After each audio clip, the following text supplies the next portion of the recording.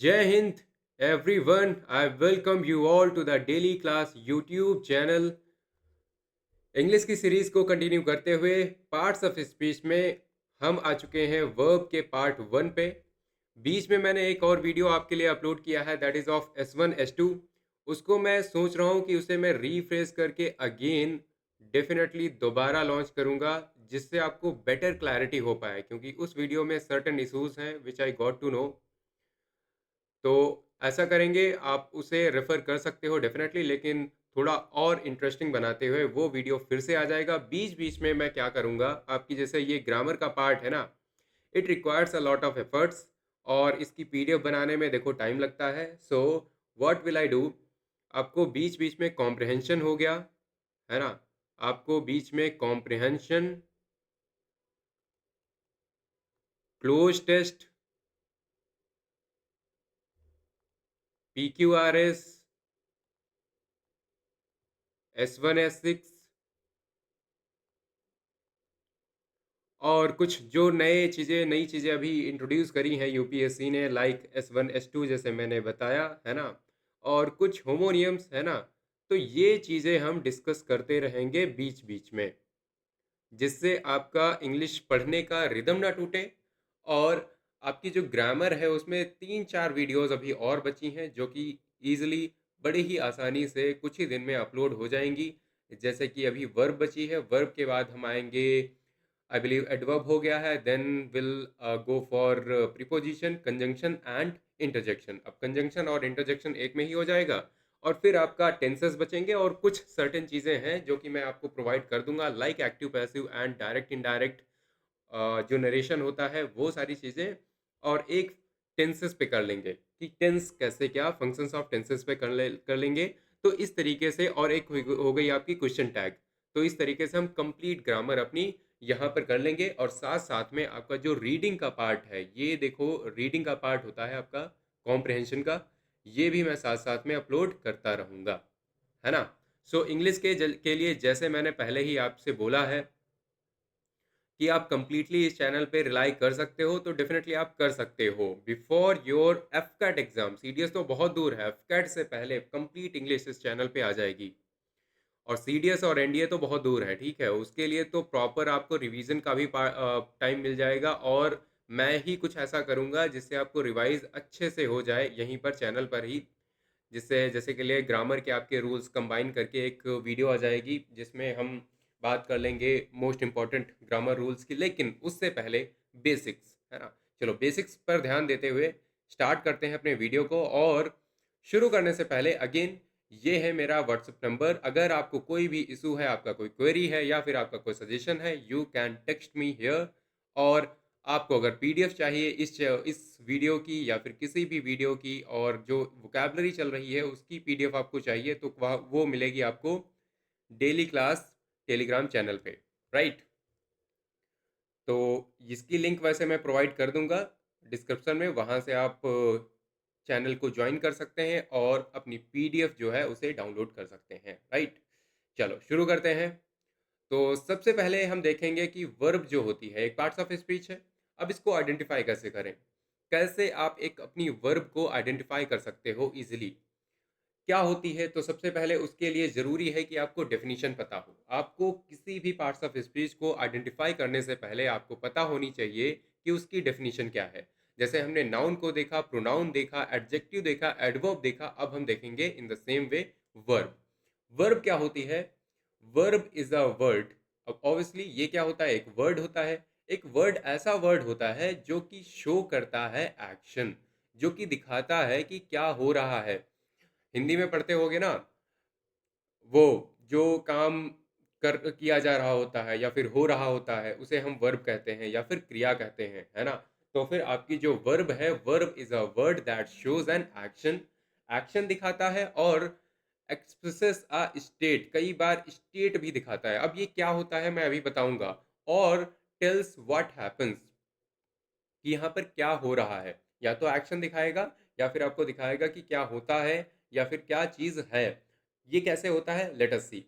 यहाँ पर देखो, एग्जांपल्स देखो क्लियरली। एग्जांपल्स देख लो, अभी समझ में आएगा। पहला हमारा एग्जांपल है द बॉय रन्स फास्ट। अब यहाँ पर हमने बोला द बॉय रन्स फास्ट। अब ये आपका जो रन्स वर्ड है, रन्स, ये क्या है? ये दिखा रहा है एक्शन। क्या हो रहा है? लड़का क्या कर रहा है? He is running. वो रन कर रहा है, दौड़ रहा है ना। तो ये आपका जो रन्स हो गया, यहाँ पर ऑब्वियसली इसकी जो फॉर्म है वो चेंज हो गई है बिकॉज ऑफ द टेंस। वो हम बात करेंगे टेंस वाले वीडियो में कि कैसे आपकी फॉर्म चेंज होती हैं। प्लूरल के साथ आप एस या ई एस नहीं लगाते हो, सिंगुलर के साथ आप एस लगाते हो, है ना। इन सब चीज़ों की बात करेंगे। नेक्स्ट है आपका they play football every day. तब ये आपका जो प्ले है वर्ड, ये जो आपका प्ले वर्ड है, अगेन क्या हो गया? ये भी आपका हो गया वर्ब। है ना। नेक्स्ट हम देखें तो ये पहली बात तो ये देखो, ये क्या होता है? ये दोनों सेंटेंसेस आपके एग्जाम्पल हैं एक्टिव वॉइस के।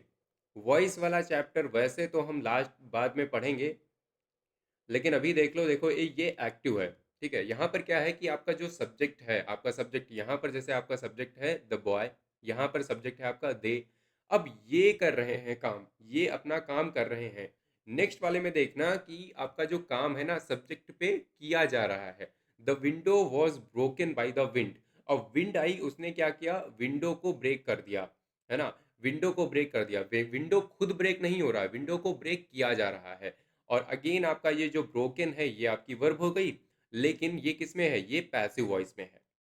ये आपका पैसिव में है क्योंकि आपके सब्जेक्ट पे जो काम है वो किया जा रहा है। नेक्स्ट आपका आता है the homework is checked by the teacher. अब ये जो चेक है ना, ये होमवर्क खुद चेक नहीं कर रहा, होमवर्क को चेक किया जा रहा है, राइट। तो इसलिए ये पैसिव हो गया। नेक्स्ट यहाँ पर मैंने बताया एक्सप्रेसेस अ स्टेट। कैसे वर्ब जो है कई बार स्टेट को एक्सप्रेस करती है। स्टेट समझते हो? स्टेट मतलब कि कौन सी चीज क्या है, कौन सा इंसान क्या है। यहाँ पर देखो, इस वाले में हम देखते हैं, कहते हैं कि she is a talented singer. She is a talented singer, वो क्या है? वो एक टैलेंटेड सिंगर है। इसमें बताओ वर्ब क्या है? कोई एक्शन तो नहीं हो रहा, वर्ब है यहाँ पर। वर्ब क्या है यहाँ पर? इज जो है ना, इज आपकी वर्ब है। She is a talented singer, right. फिर है अगेन आपका they are my best friends. वो क्या है? वो मेरे बेस्ट फ्रेंड्स हैं। तो ये जो आपका आर है ना, ये हो गया आपका वर्ब। तो आपकी वर्ब जो है डिफर करती है। कई बार क्या होगा? एक्टिव होगा, कई बार पैसिव होगा। ये जो फॉर्म होती है ना, इसे हम बी बोलते हैं, बी फॉर्म। बी में होता है, बी मतलब होता है होना। बी मतलब होता है होना। और होता कैसे है, चीजें होती कैसे हैं, एक दिन मैंने आई बिलीव समझाया था एक वीडियो में, आप यहाँ पर फिर से देख सकते हो। ये आप एक्सप्रेस करते हो is, am, are, was, were. ये आपकी जो वर्ब्स होती हैं ये होती हैं be form of the verb, right. यहां पर हमें पता चलता है कि कोई चीज क्या है या क्या थी। चलो नेक्स्ट। अब देखो हमारी जो वर्ब्स, आप समझ गए कि वर्ब क्या होती हैं। अब देखो वर्ब्स कितने टाइप की होती हैं, हमने सारे वीडियोस में देखा है। जैसे नाउन होता है, नाउन 5 प्रकार का होता है। प्रोनाउन आपका 8 टाइप का होता है। इसी तरह आपका एडजेक्टिव कुछ टाइप्स का होता है, एडवर्ब होता है। उसी तरह आपकी जो वर्ब है ना, उसके भी कुछ टाइप्स होते हैं। क्या होते हैं? पहले देखना, there are 2 classes of verbs. 2 classes of verbs होती हैं। पहली होती है the auxiliary verbs. Auxiliary, auxiliary का मतलब क्या होता है समझते हो? ऑक्सिलरी का मतलब होता है हेल्पिंग। सिंपल वर्ड्स में बोले तो हेल्पिंग। अब हेल्पिंग वर्ब आपने बहुत बार सुनी होगी, है ना। हेल्पिंग वर्ब सबने सुनी होगी, ऑक्सिलरी नहीं सुनी होगी। तो ऑक्सिलरी का मतलब सिंपल होता है helping. So the auxiliary verb और द हेल्पिंग वर्ब। अब ये हेल्पिंग वर्ब आपने बहुत बार सुना है कि जो एक होती है हेल्पिंग वर्ब, एक होती है मेन वर्ब। तो मेन वर्ब से हटके जो होती है हेल्पिंग वर्ब, वो भी 2 टाइप की हो सकती है। कौन कौन सी? एक होती है आपकी ऑक्सिलरी, प्राइमरी ऑक्सिलरीज, ये होती हैं प्राइमरी ऑक्सिलरीज। दूसरी होती हैं मॉडल ऑक्सिलरीज। मॉडल ऑक्सिलरीज, इन्हें आप ऐसे बोलते हो ना, मॉडल, मॉडल वर्ब्स। तो ये मॉडल वर्ब्स क्या होती हैं? ये मॉडल ऑक्सिलरीज होती हैं क्योंकि ये हेल्पिंग वर्ब की का काम करती हैं। क्या बोलते हो? I will do that, he must ओबे, I should do, I should read, what इस टाइप से बोलते हो ना, तो ये भी आपकी हेल्पिंग इन नेचर बन जाती है ना, ये भी ऑक्सिलरी इन नेचर बन जाती हैं। लेकिन ये मॉडल ऑक्सिलरीज होती हैं। तो will, must, should, would, could, may, might, ये सारी आपकी मॉडल ऑक्सिलरीज होती हैं। अब प्राइमरी ऑक्सिलरीज़ क्या होती हैं? प्राइमरी ऑक्सिलरीज़ होती हैं टू बी, टू हैव और टू डू। अब टू डू में देखो 3 आती हैं आपकी, डू आती है, डज़ आती है और डिड आती है। डू और डज़ कहाँ पर यूज़ होती हैं? ये होती हैं प्रेज़ेंट इंडेफ़िनिट में यूज़। जब आप सिंगुलर के साथ यूज़ करते हो तब आप डज़ लगाते हो, प्लूरल के साथ आप डू लगाते हो।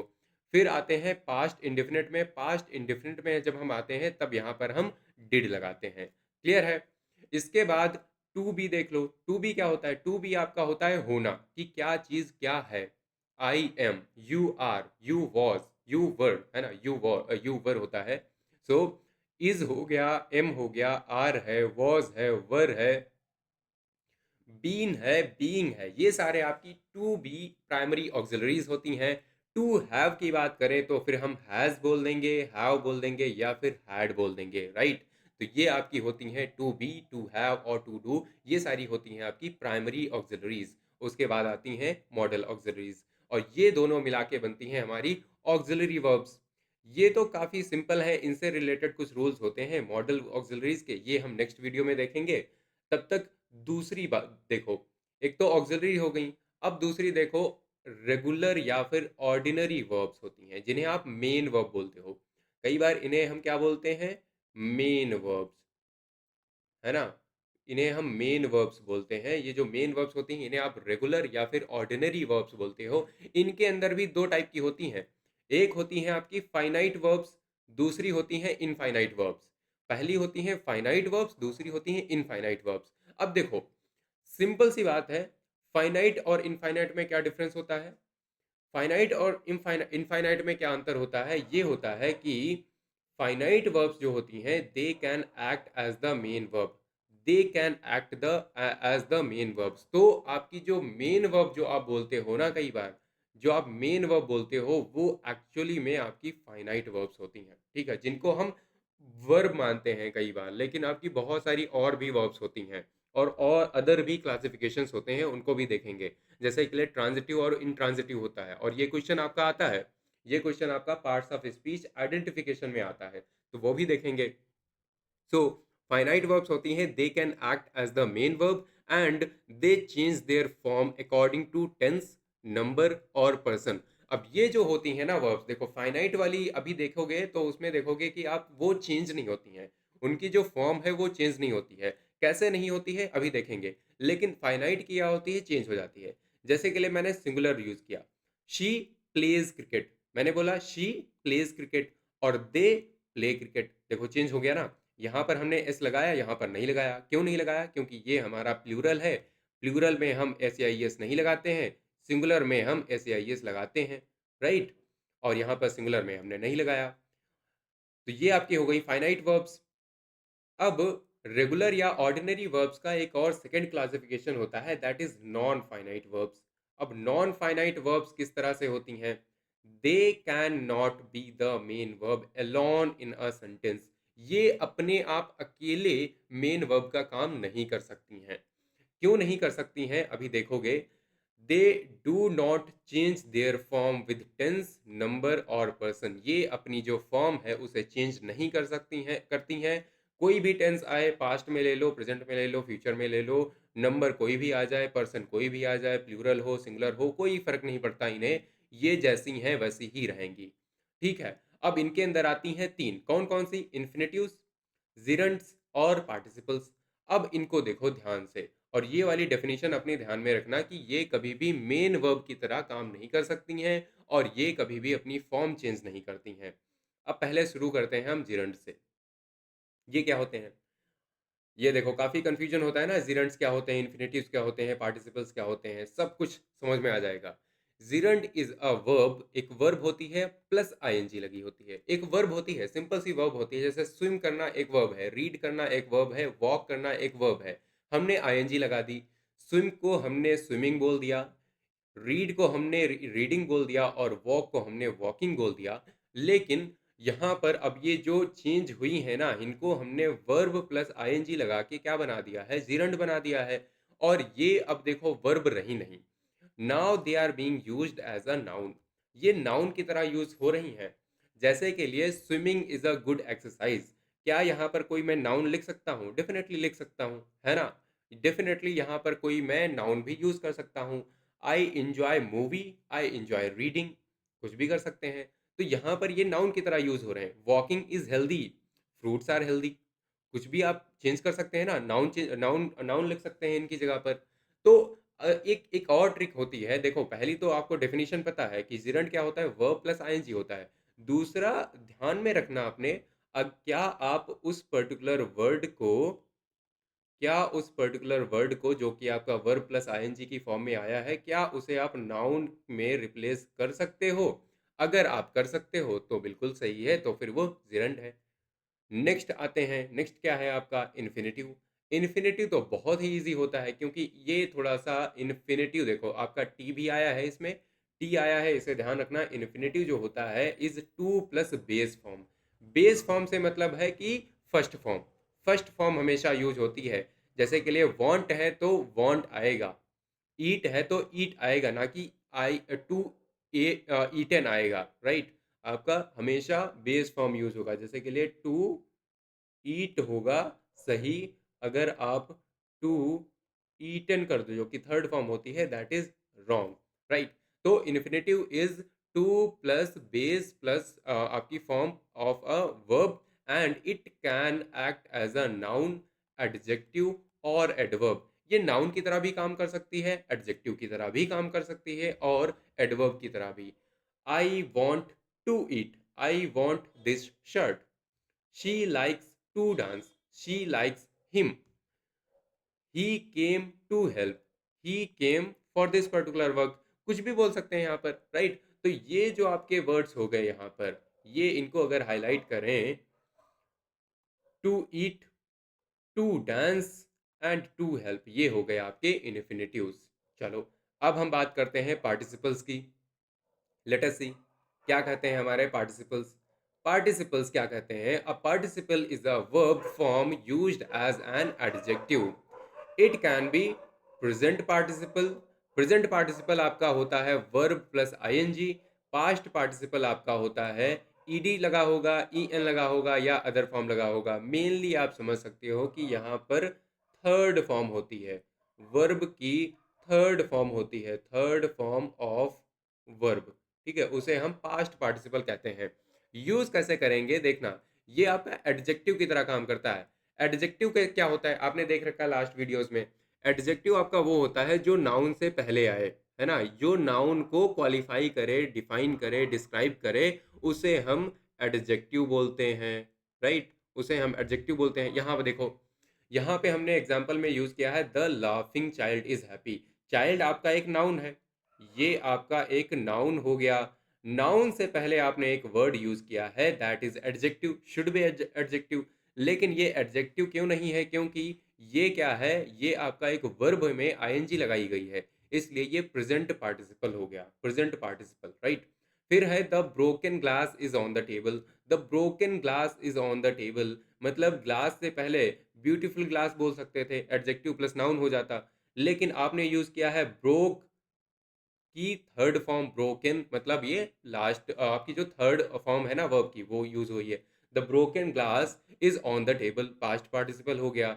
अ बेक्ड केक स्मेल्स डिलीशियस। अब यहाँ पर बेक्ड, बेक्ड जो वर्ड है ये आपका क्या हो गया, अगेन आपका पास्ट पार्टिसिपल हो गया। क्लियर है?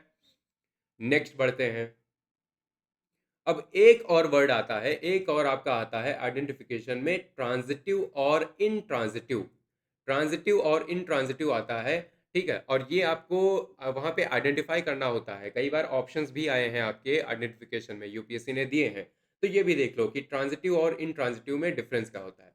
देखो, क्या होता है कि कोई भी आपका सेंटेंस होता है ना, कोई भी आपका सेंटेंस होता है, तो जनरली हम मान के चलते हैं कि subject plus verb plus object होगा, है ना? ऐसा हम मान के चलते हैं कि subject plus verb plus object, इतना तो होगा ही होगा, उसके बाद एक्स्ट्रा एलिमेंट्स हो सकते हैं। तो होता क्या है कि अगर ऐसा स्ट्रक्चर है, तो ये जो वर्ब है आपकी, ये वाली वर्ब आपकी हो गई ट्रांजिटिव इन नेचर। ये वाली वर्ब आपकी हो गई ट्रांजिटिव इन नेचर, राइट? ये हो गई ट्रांजिटिव इन नेचर। यहाँ पर क्या होता है, a transitive verb needs an object to complete its meaning. यहाँ पर क्या होता है, यहाँ पर ऑब्जेक्ट बहुत जरूरी होता है। यहाँ पर ऑब्जेक्ट का होना बहुत ज़रूरी है। इट आंसर्स व्हाट और whom, क्योंकि यहाँ पर एग्जांपल लें, she made a cake, so she made what. अगर हम शी मेड बोल दें तो समझ नहीं आएगा कि यार क्या बनाया इन्होंने, है ना? She made what? She made a cake. तो यहाँ पर जो मेड है ना, ये मेड, अब आप बोलोगे यार ये तो हर जगह होता है। अभी देखना, एक सेंटेंसेस होते हैं जहाँ पर ऑब्जेक्ट नहीं होता है, तो शी मेड अ केक, ये आपका हो गया क्या? Transitive verb. नेक्स्ट है आपका they watched a movie, they watched what? They watched a movie. तो ये जो वॉच्ड है ना, ये आपका ट्रांजिटिव वर्ब हो गया। अब देखो इंट्रांजिटिव क्या होता है। अब कुछ ऐसे सेंटेंसेस स्ट्रक्चर्स होते हैं जहां पर क्या होता है कि सब्जेक्ट होता है, ठीक है? सब्जेक्ट तो होता है और प्लस आपकी वर्ब होती है, प्लस वर्ब होती है, प्लस यहाँ पर ऑब्जेक्ट जो होता है वो नहीं होता है, ऑब्जेक्ट मिसिंग होता है। सो आपका जो सेंटेंस होता है वो यहीं पर द एंड कर जाता है, ठीक है? यहीं पर द एंड कर जाता है। जैसे के लिए पहले तो जैसे के लिए यहाँ पर पहले डेफिनेशन देख लो। An intransitive verb does not need an object, it makes complete sense on its own. अपने आप में ही ये कंप्लीट सेंस बनाता है, तो भाई इनको ऑब्जेक्ट की ज़रूरत नहीं है। ये कहते हैं हमें ऑब्जेक्ट की ज़रूरत नहीं है, तुम अपना देख लो, है ना? तो ये क्या है एग्जाम्पल, अगर हम देखें द बेबी क्राइड। अब यहाँ पर हमें ऑब्जेक्ट लिखने की ज़रूरत नहीं है।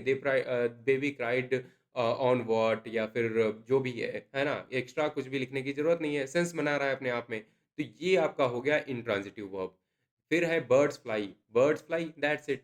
बर्ड्स फ्लाई करती हैं, बर्ड्स फ्लाई क्या करती हैं? बर्ड्स फ्लाई फ्लाई करती हैं, खुद में फ्लाई करती हैं, है ना? तो ये हो आपका हो गया इंट्रांजिटिव वर्ब्स। क्लियर? अब हम कुछ क्वेश्चंस करेंगे, कुछ क्वेश्चंस करते हैं और उसके बाद वाइंड अप करेंगे। क्वेश्चंस देख लो। Ravi won the match with a huge margin. अब यही बताओ, वॉन क्या है? इंट्रांजिटिव वर्ब है, ट्रांजिटिव वर्ब है, डिमॉन्स्ट्रेटिव वर्ब है, या फिर एडजेक्टिव है? अब देखो, ये एडजेक्टिव तो नहीं हो सकता, इतना तो आपको क्लियर होगा। डिमॉन्स्ट्रेटिव वर्ब, यार ऐसी वर्ब हमने पूरी कुछ पढ़ी नहीं, वर्ब की कंप्लीट डेफिनेशन हमने आज कर ली है। अगले वालों में हम रूल्स पढ़ेंगे, लेकिन हाँ, मॉडल वर्ब्स और आपके जो ये होते हैं ना, कुछ चीज़ें मैं एक्स्ट्रा डेफिनेटली लेके आऊँगा जिससे और बेटर क्लैरिटी आए। फिलहाल देखो ये क्या है, ट्रांजिटिव होगी या इंट्रांजिटिव होगी? यहाँ देखो ये ट्रांजिटिव होगी। एक और चीज़ है, ट्रांजिटिव आपका वर्ड क्यों यूज़ होता है? यहाँ पर देखो ट्रांजिशन हो रहा है। ट्रांजिशन का मतलब समझते हो? यहाँ पर एक चीज़ है, यहाँ पर एक चीज़ है, यहाँ पर ट्रांजिशन हो रहा है, मूवमेंट हो रहा है। यहाँ से चीज़ यहाँ पर इफ़ेक्ट अपना दिखा रही है। तो रवि ने मैच जीता, है ना? यहाँ से यहाँ, यहाँ ट्रांज़िशन हो रहा है। कुछ चीज़ों में ट्रांज़िशन होता है नहीं है, ट्रांज़िशन ही नहीं होता। अब ट्रांज़िशन नहीं होगा तो क्या होगा? वहाँ पर इनट्रांज़िशन होगा, है ना? इनट्रांज़िटिव हो जाएगा, तो ये ट्रांज़िटिव वर्ब होगी। क्लियर है? उसी तरह नेक्स्ट देखो, the ants fought the wasps. तो यहाँ पर भी अगेन आपका ट्रांज़िटिव वर्ब होगा।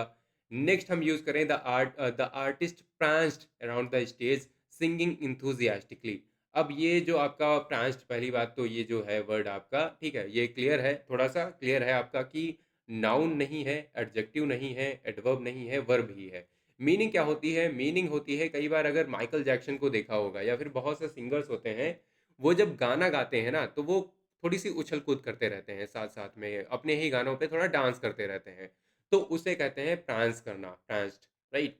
चलो, question number 8, cash machines permit people to withdraw money at any time. तो अगेन आपका परमिट क्या होता है? परमिट अलाउ करना, परमिट करना, तो आपका अगेन आपका वर्ब हो गया, है ना? Next 47, 47 having finished her work, having finished, having finished क्या होगा आपका?